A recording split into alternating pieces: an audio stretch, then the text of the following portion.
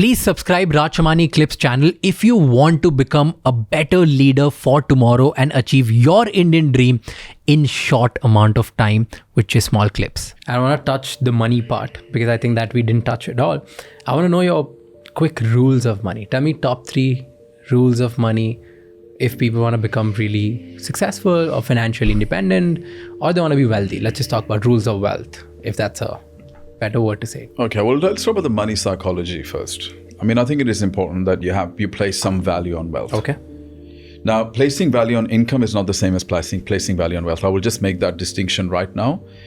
Just because you want a higher income doesn't mean you value wealth. It actually means that you may value spending.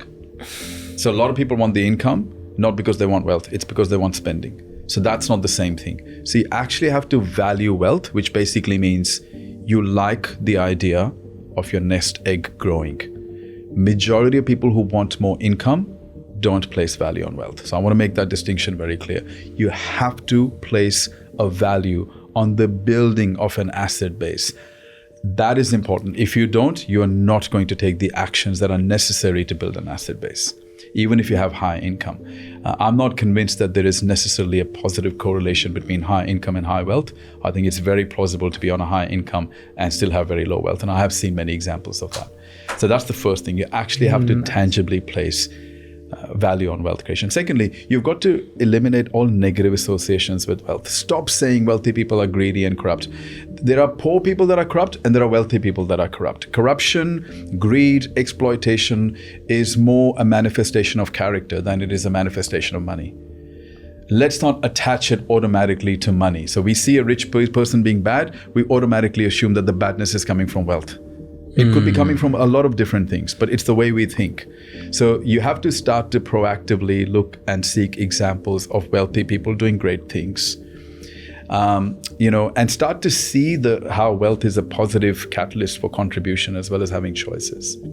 Third, understand that the best measure of financial wealth is actually net worth. It is not income, it is not profit, it is not revenue, it is not cash flow, it is net worth. I can have a business that produces this much revenue. Somebody can have a business that produces this much revenue. But at the end of the day, if I have a higher net worth than them, I am doing better in the money game. And it's very plausible. You see a lot of people with massive revenues in their business, but if they don't have the net worth, they don't have choices. They always have to work for money.